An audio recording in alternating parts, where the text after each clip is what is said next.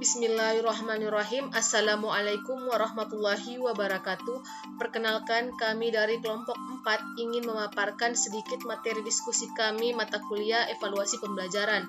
Baiklah, di sini saya akan memperlihatkan PowerPoint kami yang berjudul Prosedur Pengembangan Evaluasi Pembelajaran.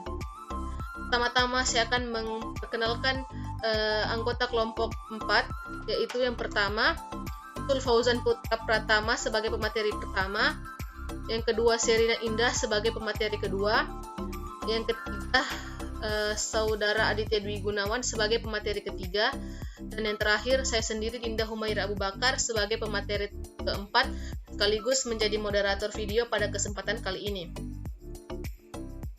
Baiklah, untuk materi pertama perencanaan evaluasi saya serahkan kepada Saudara Zul Fauzan Putra Pratama.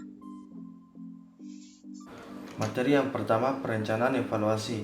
Perencanaan evaluasi dilakukan untuk memfasilitasi pengumpulan data sehingga memungkinkan membuat pernyataan yang valid tentang pengaruh sebuah efek atau yang muncul di luar program praktik atau kebijakan yang diteliti. Yang kedua, pelaksanaan evaluasi.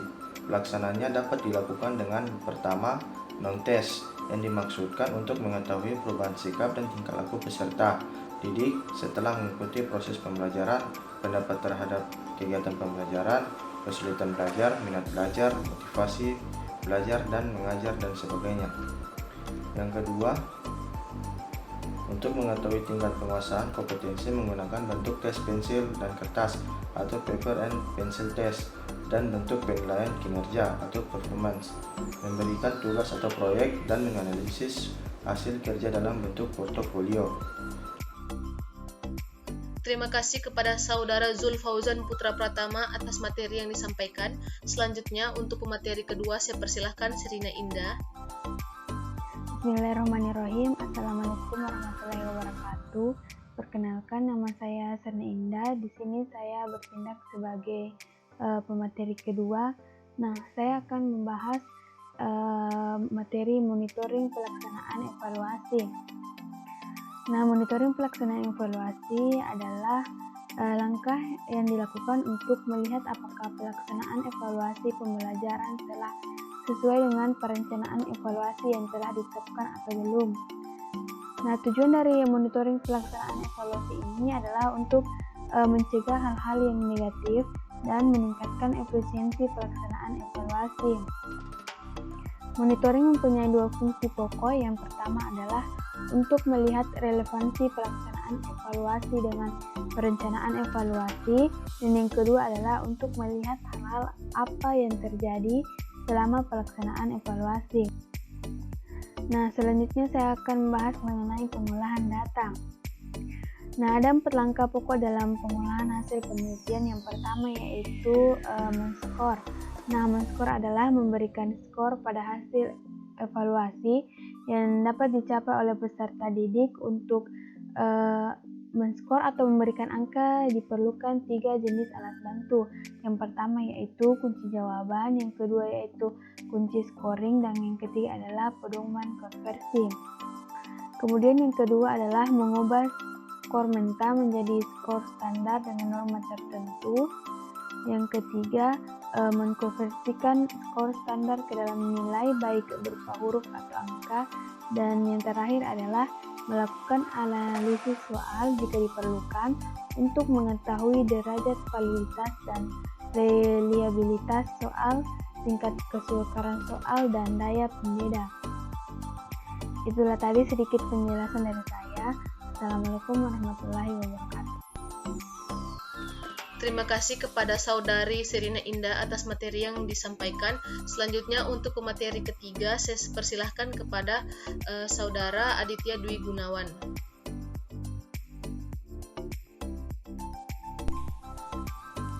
Pelaporan hasil evaluasi.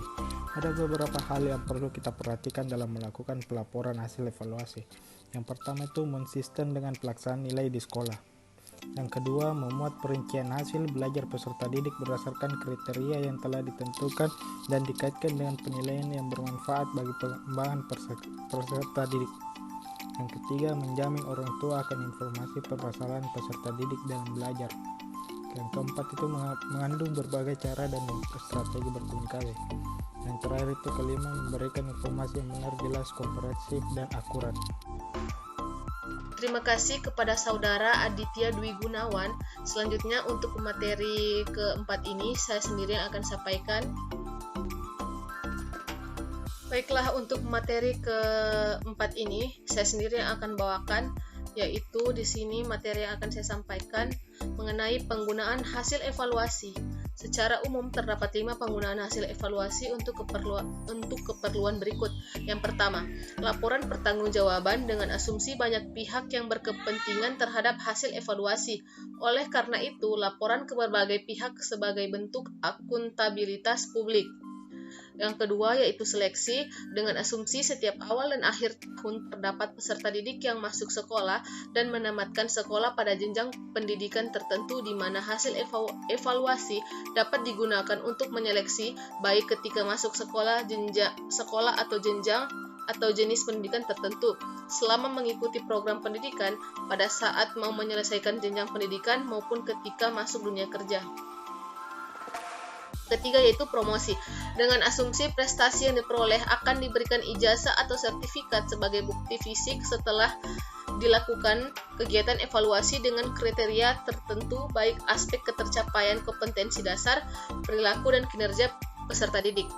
Yang keempat, diagnosis. Dengan asumsi hasil evaluasi menunjukkan ada peserta didik yang kurang mampu menguasai kompetensi sesuai dengan kriteria yang telah ditetapkan, maka perlu dilakukan diagnosis untuk mencari faktor-faktor penyebab bagi peserta didik yang kurang mampu dalam menguasai kompetensi tertentu, sehingga diberikan bimbingan atau pembelajaran remedial bagi yang telah menguasai kompetensi lebih cepat dari peserta didik yang lain.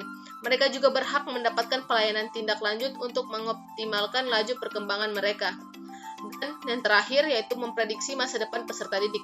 Tujuannya adalah untuk mengetahui sikap, bakat, minat, dan aspek-aspek kepribadian lainnya dari peserta didik, serta dalam hal apa peserta didik dianggap paling menonjol sesuai dengan indikator keunggulan agar dapat dianalisis dan dijadikan dasar untuk pengembangan peserta didik dalam memilih jenjang pendidikan atau karir pada masa yang akan datang.